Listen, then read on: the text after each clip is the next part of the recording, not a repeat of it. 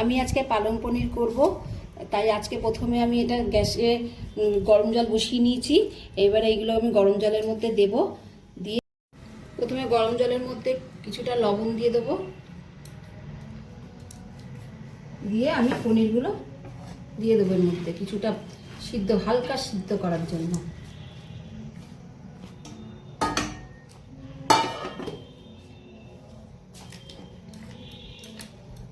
কিছুক্ষণ এটা সিদ্ধ হোক। আমার পালংটা 50% সিদ্ধ হয়ে গেছে। এবার আমি এটা বরফ গলা জলের মধ্যে দিয়ে দেবো।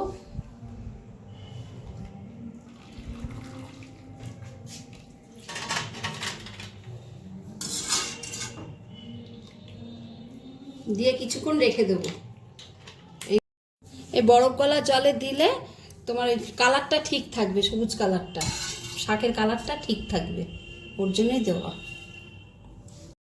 এবার এটা আমি মিক্সিতে দিয়ে দেবো, একটা ফাইন পেস্ট করে নেব। জলগুলো ভালো করে চিপড়ে দিয়ে দেবো।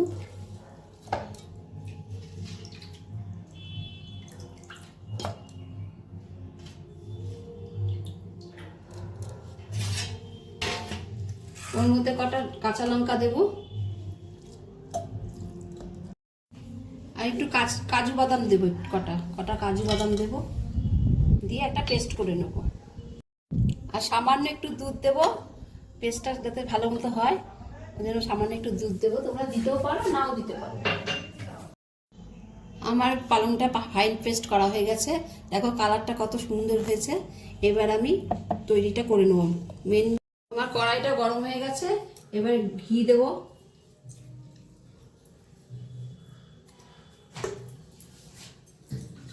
আর সামান্য একটু তেল দেবো।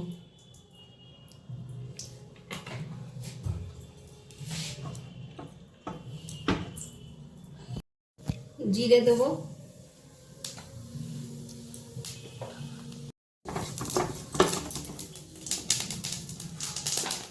পেঁয়াজ কুচি দিয়ে দেবো এর মধ্যে।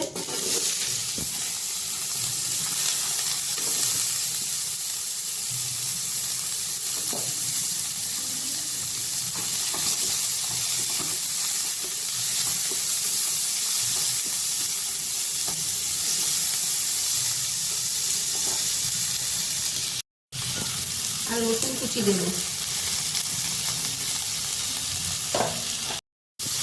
এটা একটু ভালো করে একটু হালকা লালচে লালচে করে ভেজে নেবো, বাদামি কালারের। ছোট ছোট করে কাটা টমেটো,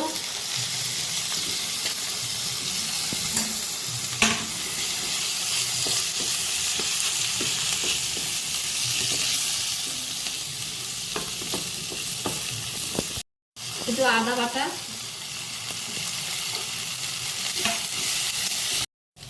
অল্প একটু জিরের গুঁড়ো দেবো, আর একটু ধনের গুঁড়ো দেবো অল্প করে, স্বাদ অনুসারে একটু লবণ।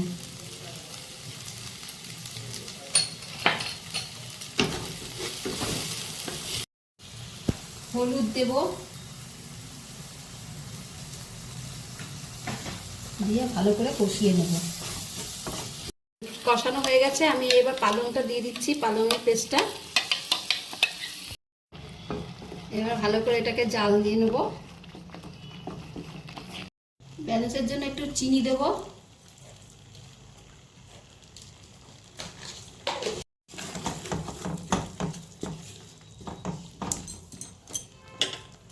দিয়ে এবারে পনিরগুলো সব দিয়ে দেবো এর মধ্যে।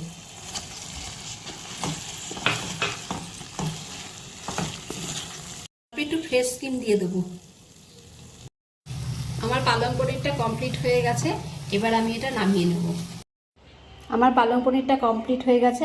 আর কীরকম লাগলো আমাকে জানিও কমেন্ট বক্সে, এবং আমাকে একটা ফলো করে দিও ফেসবুক থেকে, আর ইউটিউব থেকে যদি দেখো তাহলে সাবস্ক্রাইব আর বেল আইকনটা চাপ দিয়ে দিও।